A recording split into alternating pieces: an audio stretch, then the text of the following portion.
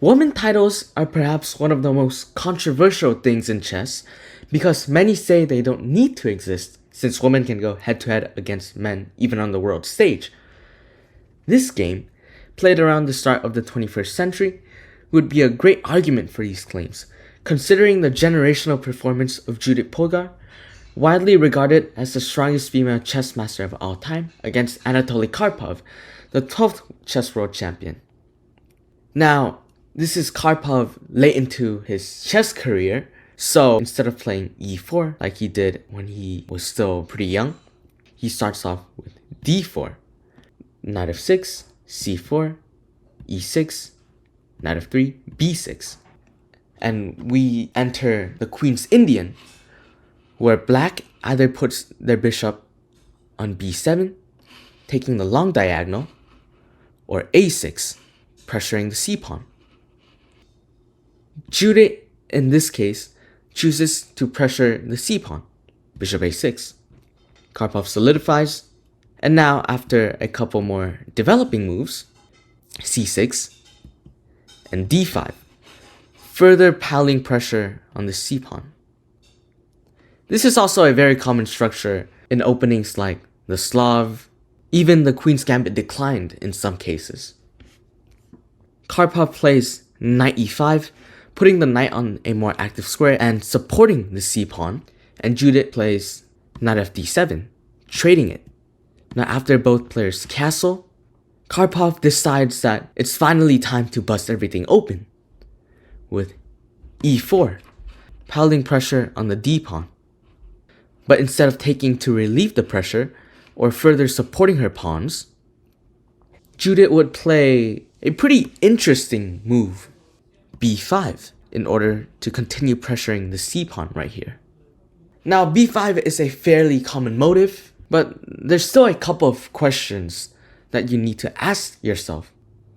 What you have to consider is that because the c5 square is now completely available, if Karpov were to just close the position, Judith's bishop would pretty much be out of the game. And combined with how much space these pawns take up and the bishop pair, let's say if Karpov were to line the bishop pair through a certain sequence of moves, Judith would be in big trouble because, well, there's not much you can do to defend an all-out assault here. But is it even possible for Karpov to play this way? Well, let's say Karpov starts with e5, hitting the knight with a tempo, knight moves, and Karpov locks the position with c5.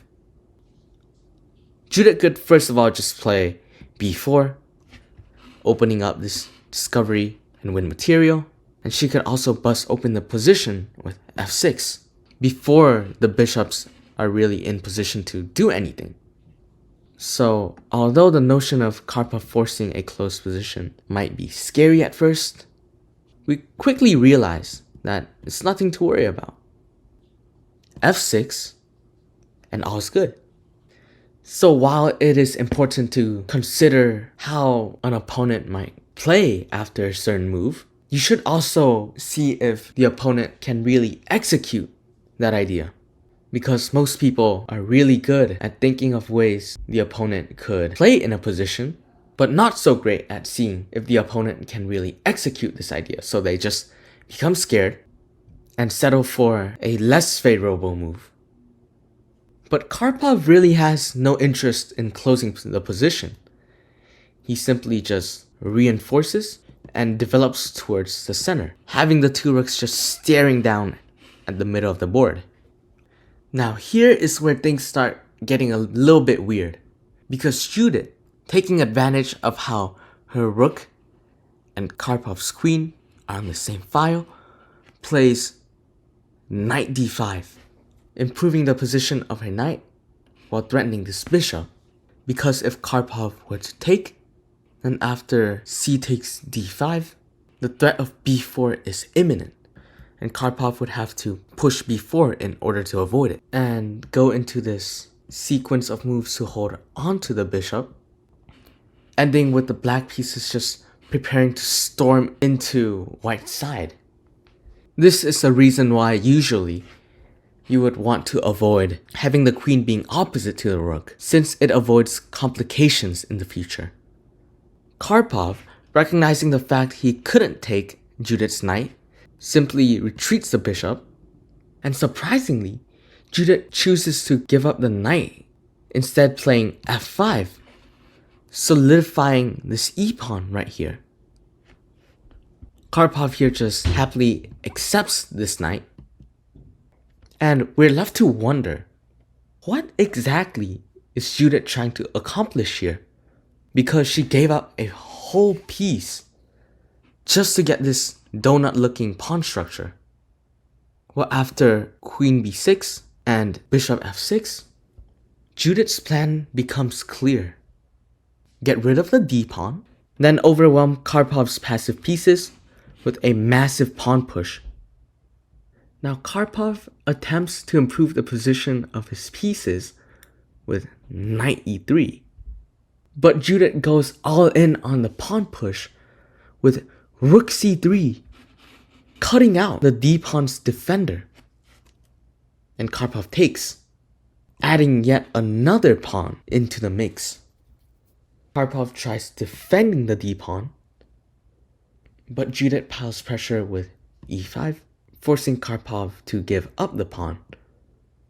And now this pawn war is starting to look very menacing. And after dealing with Karpov's knight and a forced queen trade, Judith begins to further advance the pawns. Queen trade. And although Karpov tries his best to prevent this push, Judith still manages to push the pawn. And now Karpov is forced to give up one of the rooks in order to stop promotion, since if the rook tries escaping, c2 is just a guaranteed promotion. And ignoring Karpov's dirty trick, Judith is able to win back the rook. But despite this brilliant performance, the position is ultimately a draw. And after a couple more moves, the players would agree to a draw. Now, the main takeaway of this game is maintaining a well-supported group of passed pawns has a very good payoff. Obviously, this game is an extreme example, but even getting one passed pawn in a solid, unmovable position can give you a massive advantage in the endgame. I suggest you look into pawn breaks and moves like b4, c4, and f4 to break various pawn structures and create advantages like these.